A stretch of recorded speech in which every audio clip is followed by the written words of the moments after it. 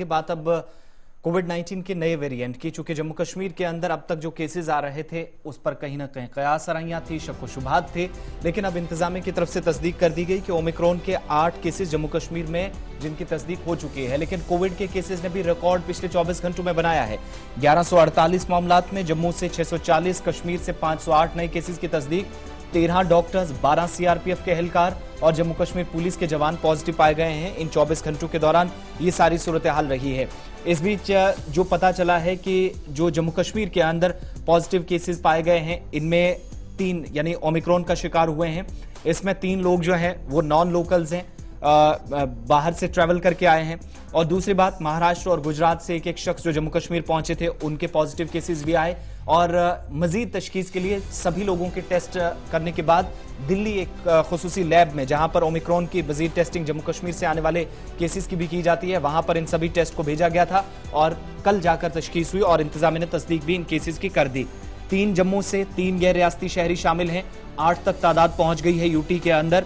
और जो टेस्टिंग का सिलसिला है योमिया केसेस का कोविड-19 का, उसमें भी गुज़श्ता रोज बड़ी तादाद में टेस्टिंग हुई है। 40,000 से ज्यादा टेस्ट और 138 मुसाफिरों समेत 1148 लोग पॉजिटिव पाए गए। सरे फहरिस्त अगर है तो वो कोई श्रीनगर जिला, वादी कश्मीर में जम्मू के अंदर जम्मू, और यही वजह है कि इस वक्त इंतजामिया की तरफ से श्रीनगर के 13 इलाकों में अलग अलग मकामात पर पाबंदियां लगाई गई हैं। 210 इलाकों में इंतजामिया मानती है कि श्रीनगर में सरगर्म मामलात हैं।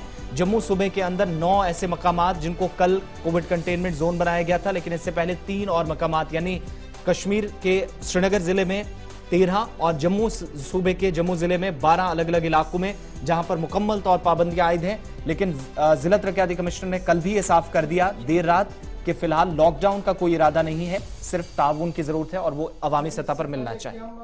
साल हसन साहब के पास चलें जी। ओमिक्रॉन से मुतल्लिक एक बात बड़ी इंपॉर्टेंट जो कहा जा रहा है कि इसकी वजाहत हो जी।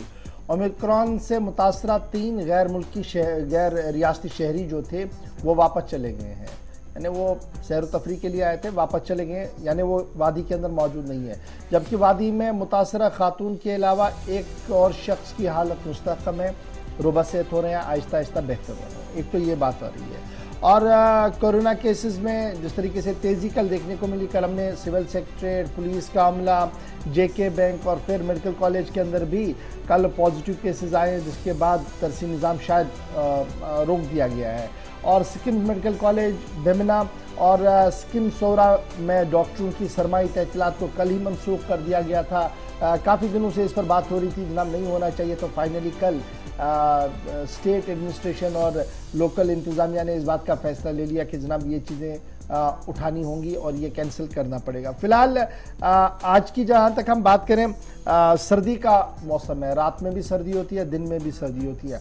नज़ला ज़ुकाम की अक्सर शिकायतें हैं इस वक्त वादी कश्मीर के अंदर, ब्लड प्रेशर की काफ़ी शिकायतें हो रही हैं। इस बीच ओमिक्रॉन और कोविड ने और ज़्यादा टेंशन जो है बढ़ाई है। इसमें क्या कुछ एहतियात बरतने की ज़रूरत है, कैसे हालात को अक्स किया जा रहा है, माहिरीन तिब क्या कुछ कह रहे हैं। डॉक्टर निसारुल हसन साहब हमारे साथ फोन लाइन पर है। डॉक्टर साहब बहुत शुक्रिया जी ज्वाइन करने के लिए। स्पेशली वादी कश्मीर की जब मैं बात करता हूँ को मौसम का मिजाज बदला है, यकबस्ता हवाएं हैं और रूटीन में हम देखते थे नज़ला, खांसी, जुकाम इसमें काफ़ी आम रहता है। तो कैसे ये डेफर किया जाए, कैसे इसकी डिफ्रेंशिएट किया जाए कि आम नज़ला, जुकाम, खांसी है, आम फीवर है, न कि ओमिक्रॉन या कोविड है, इसमें किस तरीके से आम आदमी को थोड़ी बहुत राहत मिले कि मैं कहाँ पर खड़ा हूँ? देखिए गौर साहब, इसमें जो आप अलामतों की बात करते हो कि हर साल जब सर्दियों का आगाज होता है तो कश्मीर के हवाले से सर्दियों में शिद्दत ज्यादा होती है मुल्क के बाहर बाकी रियासतों के मुकाबले में, और यहाँ पे जो विंटर है वो बड़ा प्रोलॉन्ग्ड होता है। और जो जितने भी रेस्पिरेटरी वायरसेस है जिसमें कोविड भी है, फ्लू भी आ जाता है, तो ये ज्यादा उभर जाते हैं विंटर में। तो इसलिए जो अलामतें हैं वो फ्लू और जो ओमिक्रॉन या बाकी कोविड के वेरिएंट्स है लगभग सिमिलर है। They are all having respiratory symptom, जिसमें नज़ला, जुकाम, सोर थ्रोट, खांसी, और जो डिफरेंशिएटिंग है वो मुझे लगता है कि ओमिक्रॉन के हवाले से जो अब डोमिनेंट वायरस है, और कल तकरीबन 5 की पुष्टि हो गई है, जिसमें एक हामिला औरत जो दिसंबर में हमने वो भेजे थे सैंपल्स, तो वो कल आ गए हैं। कहीं ना कहीं मुझे लगता है जेनेटिक टेस्टिंग लैब की अशद जरूरत है कश्मीर के हवाले से, क्योंकि दिसंबर में अगर आप सैंपल्स भेजते हो तो आज आते हैं जनवरी में, तो कहीं ना कहीं मुझे लगता है इस डिले से हम इस ओमिक्रॉन का जो स्प्रेड है वो फैलाने से हम नहीं उसमें दिक्कत आ जाएगी। लेकिन जो सिम्टम्स के हवाले से आपने बात की, तो जो आजकल ये ओमिक्रॉन वेरिएंट है, it behaves typically like a flu virus, कि जो फ्लू या इन्फ्लुएंजा वायरस की अलामतें हैं, लगभग ओमिक्रॉन की जो अलामतें हैं वो सिमिलर है।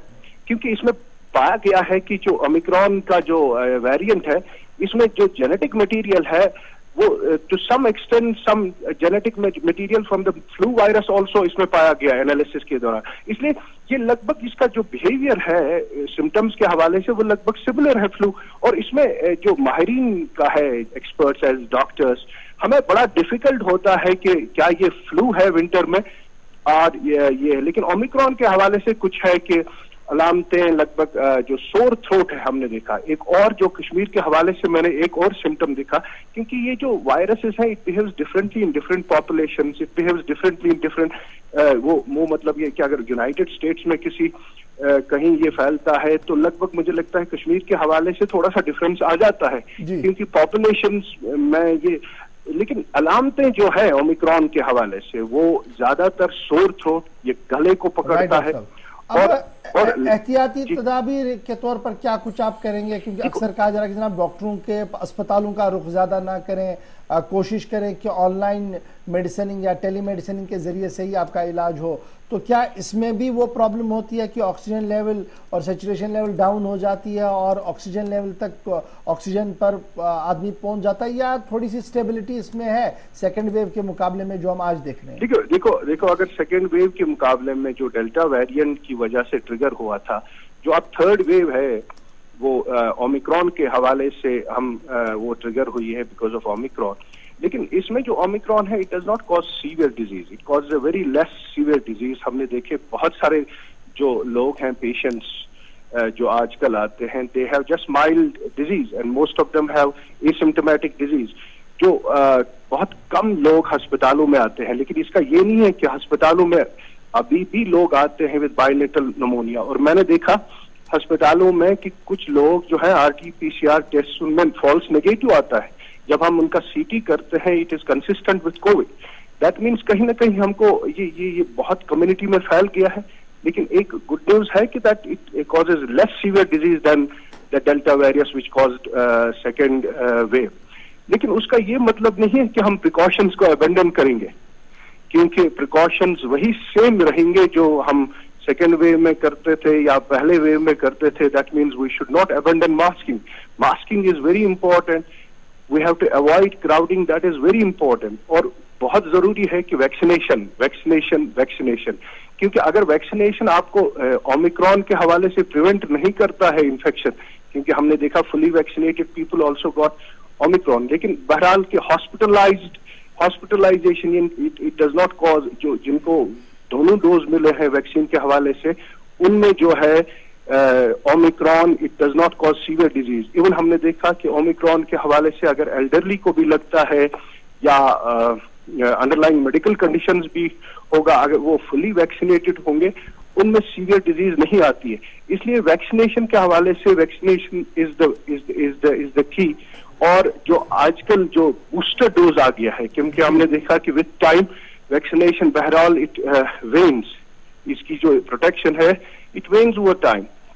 लेकिन जो बूस्टर डोज अब आया है प्रायोरिटी ग्रुप्स के लिए, स्पेशली हेल्थ केयर वर्कर्स की बात करोगे या सीनियर सिटीजन या those who have underlying medical conditions, ये तो प्रायोरिटी ग्रुप अब हुकूमत की तरफ से आ गया है। लेकिन मेरा ये मानना है एक्सपर्ट का कि booster dose should be for all adults, क्योंकि अभी तक बेसिकली हमने देखा कि जो ओमिक्रॉन के हवाले से it causes infection in fully vaccinated people also. That means we need boosters for everybody if we have to prevent Omicron. हमारे बुजुर्ग है, घरों में है, उनके लिए आपका माहिराना मशवरा क्या कुछ है? क्योंकि अक्सर लोग ये भी कह रहे हैं कि जनाब बुजुर्ग मस्जिद भी जाते हैं, वापस भी आते हैं और वो हमाम में भी बैठते हैं, तो किस तरीके की आपका मशवरा रहेगा जी उन लोगों के लिए? देखो देखो गवर साहब, एक चीज मैं आपको बोलूं, जो ट्रेजेक्ट्री है वेव्स की, क्या होती है ट्रेजेक्ट्री की? पहले सर्ज होता है, थर्ड वेव की मैं बात करूंगा क्या होगा इस हवाले से। पहले सर्ज होता है केसेस का, उसके बाद पीक आ जाता है, उसके बाद डिक्लाइन होता है। अगर आप सेकेंड वेव की बात करोगे, डेल्टा वेव की, तो उसमें जो है ये इट प्रोलॉन्ग, पहले ये सर्च हो गया, उसके बाद जो पीक आने में बहुत टाइम लग गया और डिक्लाइन में भी बहुत टाइम लग गया। लेकिन ओमिक्रॉन के हवाले से अगर आप देखोगे, already we are seeing that possibly Maharashtra में the peak has arrived. That means ये जो ओमिक्रॉन है इट इज सो इन्फेक्शियस कि इसमें पीक जल्दी आ गया और मुझे लगता है डिक्लाइन भी इसमें जल्दी आएगा। लेकिन कश्मीर के हवाले से अगर आप बात करोगे, we are always 1 or 2 weeks behind the rest parts of the country. That means अगर महाराष्ट्र में पीक आना शुरू हो गया, लेकिन अभी हमारा peak it will take few weeks more. That means 2 weeks more. That means maybe by the end of January or maybe in the 1st February हमारा पीक आएगा। उस दौरान मुझे लगता है cases will escalate not only in hundreds but thousands. We have already seen yesterday the cases have gone to thousands.